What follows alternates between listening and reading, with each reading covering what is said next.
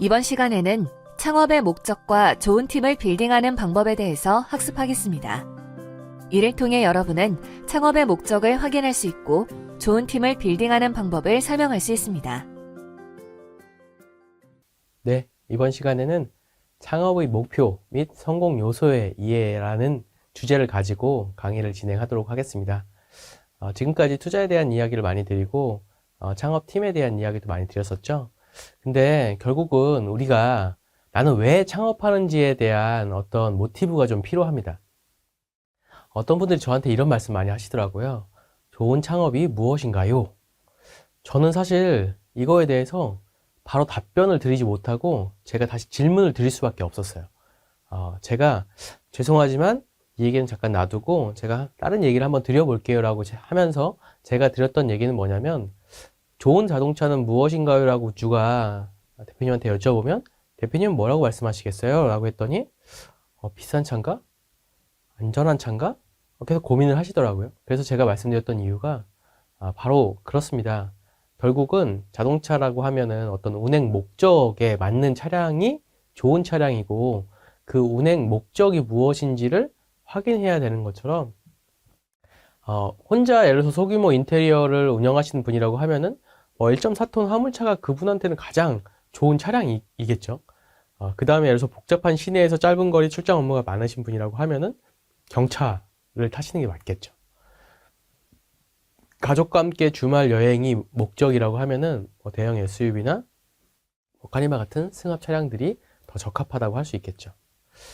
또는 회사에서 거래처 의전이라고 하면은 대형 세단, 그 이외에도 경영 화물, 대형 SUV 또는 준중형 승용이라든지 또는 이걸 중고차로 구매할 거냐, 신차로 할 거냐, 인증 중고차로 할 거냐, 병행 수입을 할 거냐, 다양한 방법들이 존재하는 거죠. 마찬가지입니다. 창업도 창업을 통해서 내가 얻고자 하는 목적이 무엇인가를 대표님들이 스스로 먼저 설정을 하셔야 돼요. 사실 이게 다 다른데요. 예를 들면 이런 경우들도 있을 수 있겠죠. 젊은 나이에 내가 어떤 도전을 통해서 잘 실현하겠다 라고 하시면서 혁신적인 서비스들도 만드시고 게임도 만드시고 누군가는 내가 알고 있는 지식이 화장품이면 화장품도 만드시고 제품이라고 하면 어떤 분들은 이런 디바이스 제품들을 만드시기도 하시겠죠. 근데 그 결은 모두 다 다를 수 있겠죠. 축적된 경험과 이런 것들을 통해서 기술 사업화 하시는 경우들도 있겠죠. 그래서 똑같은 양말을 판다 하더라도 이게 사람마다 다 다를 수밖에 없는 겁니다. 예를 들면 내가 가지고 있는 재능이 예를 들면 디자인적인 요소나 캐릭터를 잘 그리는 사람인데 내가 양말을 만든다고 하면은 타겟 고객을 초등학교 고학년 여자들이 학교 갈 때 신을 만한 양말을 만들어 가지고 파는 게 맞을 것 같고요. 또 누군가는 내가 어떤 스포츠와 관련된 내가 활동들을 많이 해서 여기에 대한 어떤 인적 네트워크를 보유하고 있어서 마케팅 원가 경쟁력을 가지고 있다고 하면 이 사람은 뭔가 누군가한테 제작을 해가지고 팔 수도 있고 거기에 예를 들면 어떤 기술이라는 부분들을 좀 애드해 가지고 뭔가 논슬립과 관련된 이런 기능들이 추가되어 있는 양말을 팔 수도 있겠죠.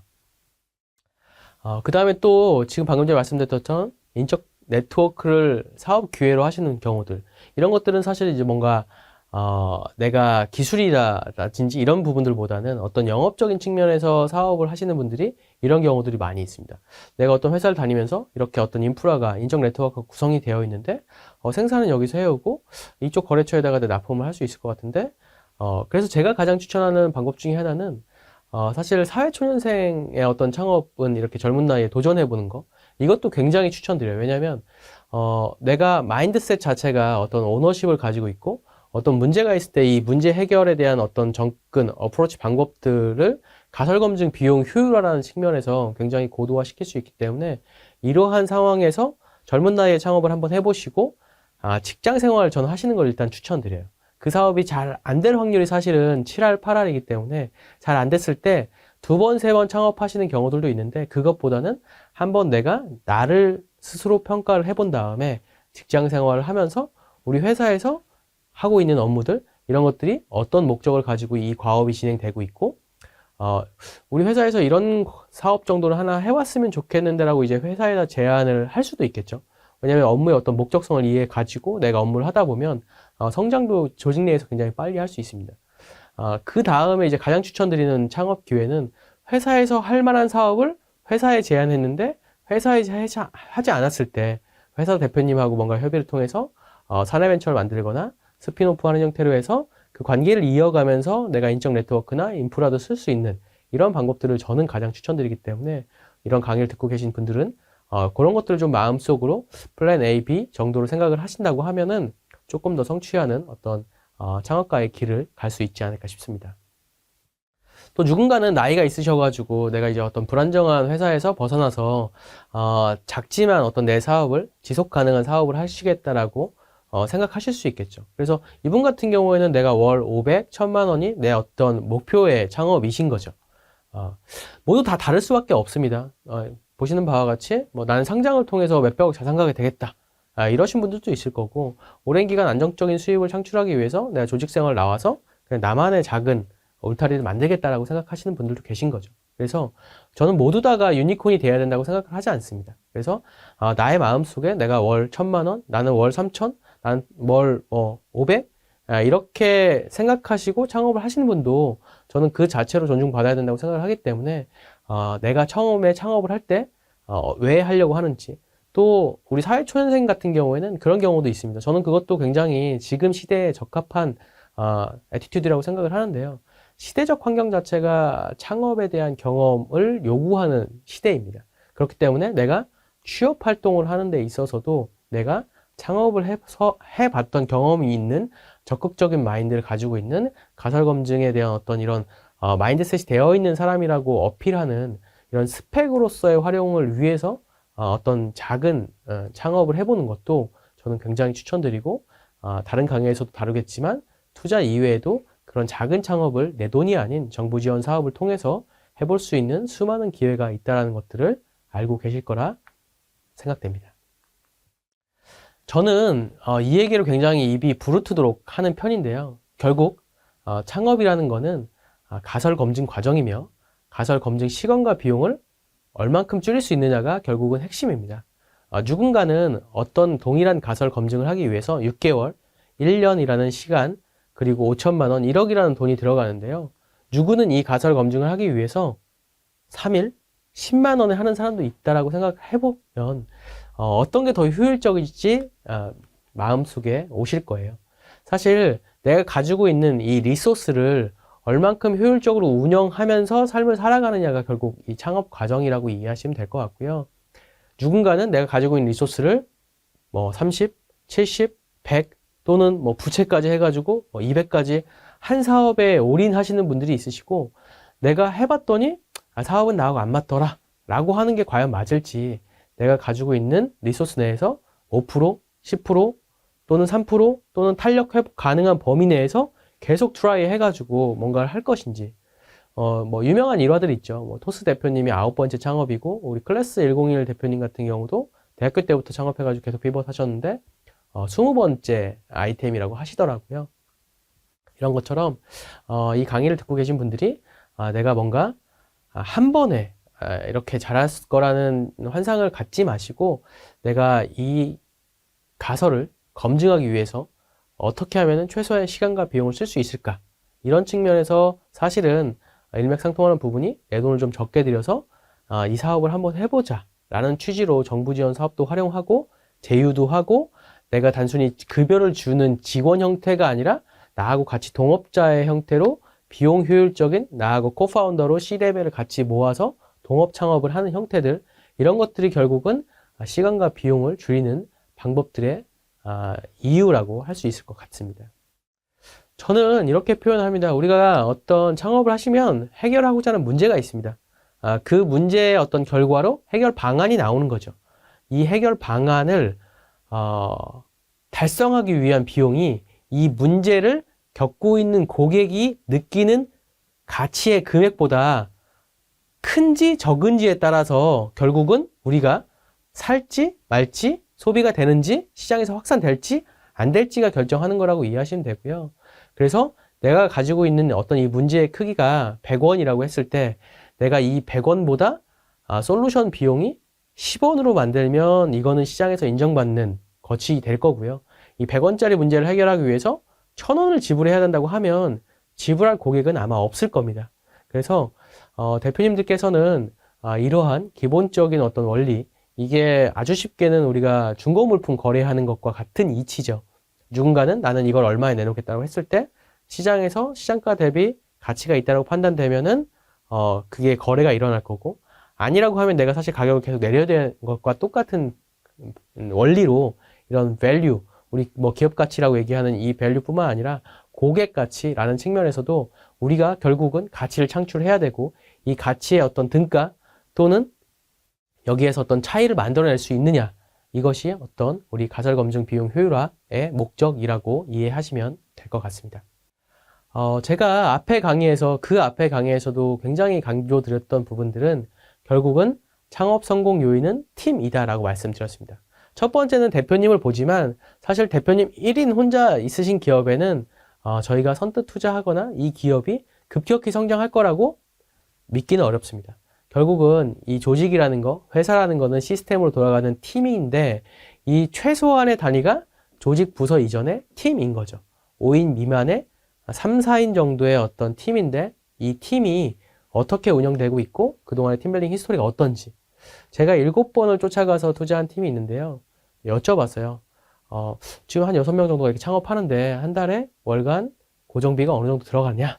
라고 여쭤봤는데 500이 되지 않는다고 얘기해서 제가 너무 놀랐어요. 5명인데 그럼 월급을 아무도 안 받아가는 건가? 라고 여쭤봤더니 우리가 전 직장 동료들이고 그 전에도 다 창업을 한 번씩 해봤던 사람들인데 이 사업에 서로 다 진심이어서 n분의 1로 아니고 경제적 리스크를 지는 대표자가 70%의 지분을 가져가고 나머지가 지분을 분할해가지고 이렇게 팀으로서 우리가 지금 교통비하고 식대만 받고 창업을 하고 있다라고 얘기하시는 부분에 대해서 굉장히 저는 감명받고 실행하고 있는 모습들을 보면서 그 실행력을 보면서 제가 굉장히 계속 투자를 요청드려서 제가 겨우겨우 부탁해서 들어갔던 케이스들이 있는데요.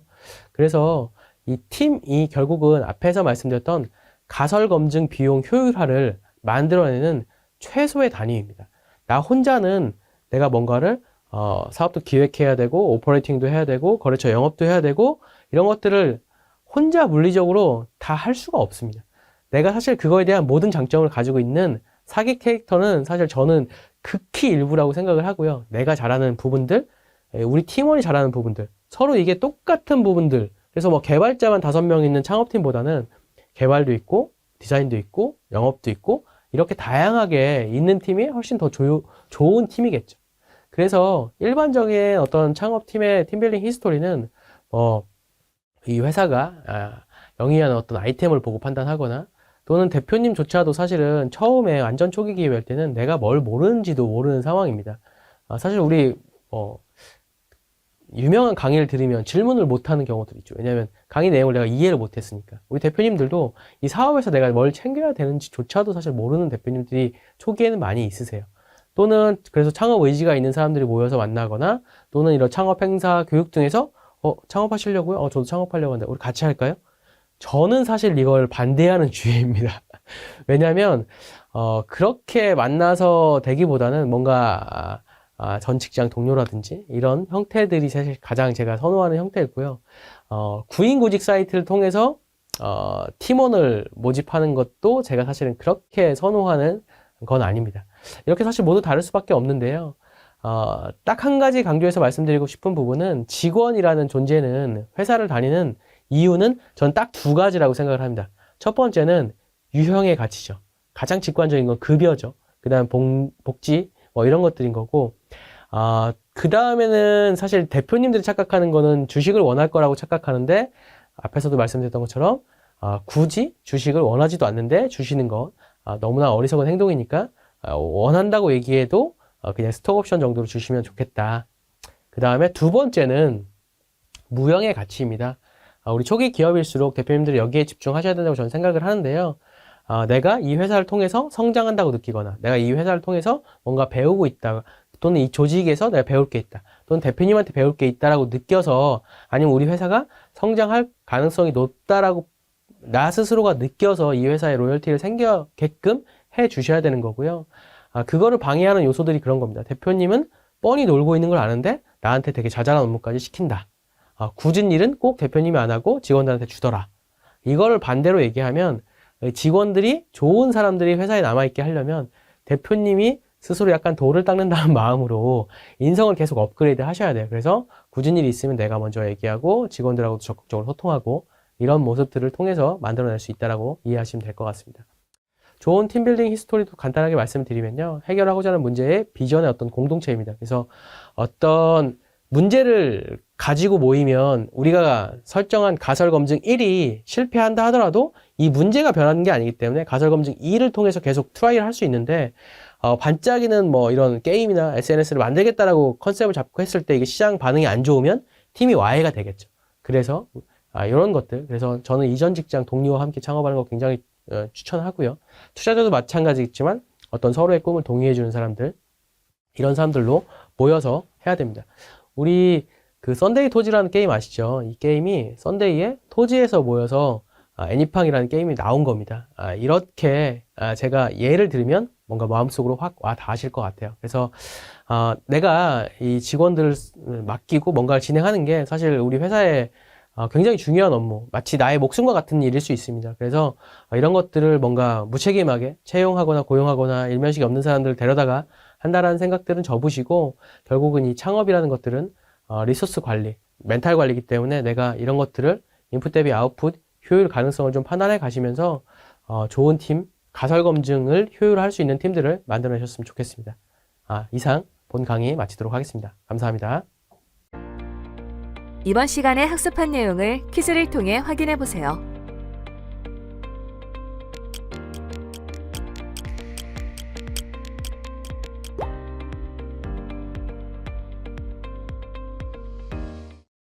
이번 시간에 학습한 내용을 정리해 보세요.